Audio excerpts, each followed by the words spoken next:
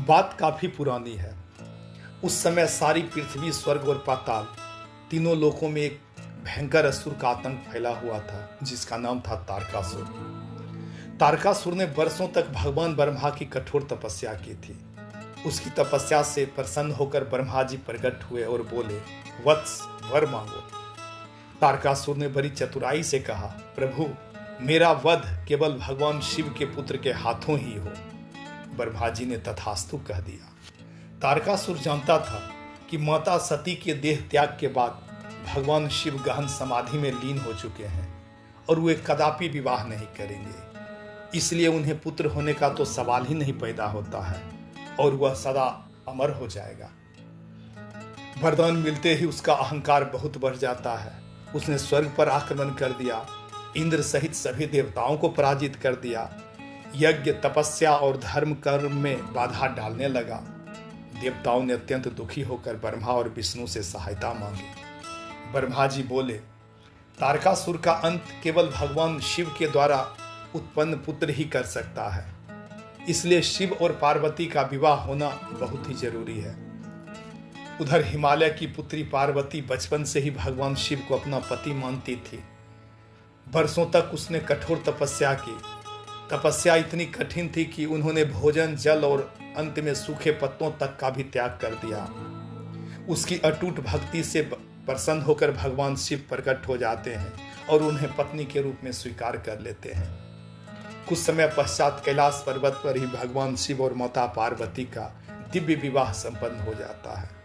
देवताओं ने काफी आनंद मनाया, क्योंकि अब उन्हें आशा थी कि संसार को तारकासुर के आतंक से मुक्ति जरूर मिलेगी। एक दिन भगवान के शरीर से अत्यंत तेजस्वी दिव्य ऊर्जा प्रकट होती है। उस तेज की चमक करोड़ों सूरज के समान थी। कोई भी देवता उस दिव्य अग्नि को सहन नहीं कर पा रहा था।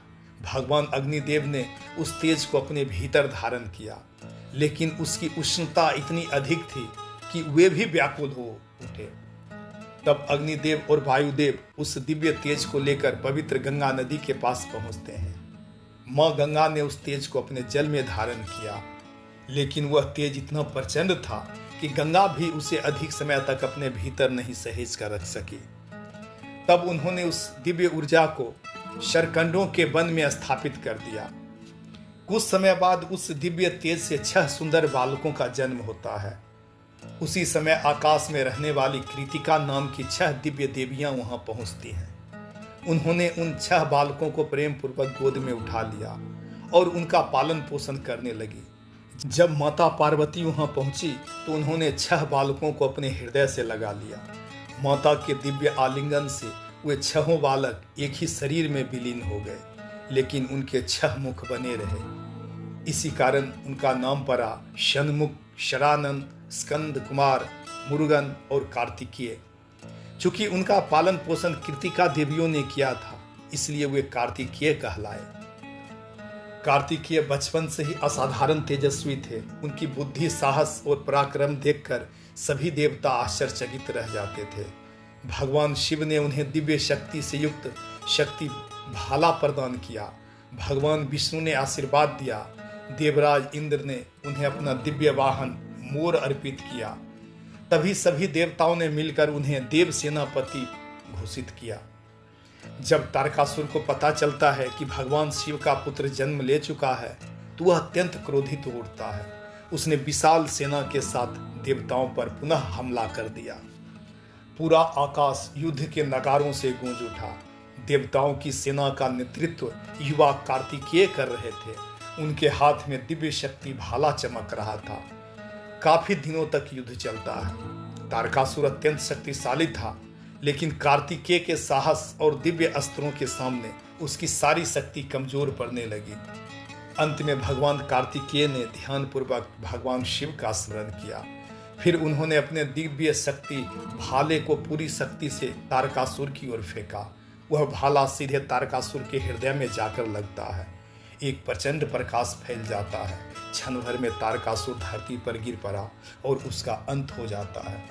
तारकासुर के वध के साथ ही तीनों लोकों में पुनः शांति स्थापित हो जाती है। देवताओं ने आकाश से पुष्प वर्षा की, गंधर्वों ने मधुर संगीत गाया, भगवान और शिव माता पार्वती ने अपने वीर पुत्र को आशीर्वाद दिया। भगवान शिव बोलते हैं, वत्स, आज तुमने धर्म की रक्षा की है, संसार तुम्हें सदैव वीरता, ज्ञान और विजय के देवता के रूप में स्मरण करेगा। श्रोताओं, तो यह थी भगवान कार्तिकेय के दिव्य जन्म और तारकासुर वध की अद्भुत पौराणिक कथा। इस कथा से हमें शिक्षा मिलती है, अधर्म के रास्ते पर चलने वालों की देर सवेर हार निश्चित है। अहंकार को त्याग कर सच्चे मन से तपस्या करने पर ही हमें ईश्वर की कृपा की प्राप्ति होती है।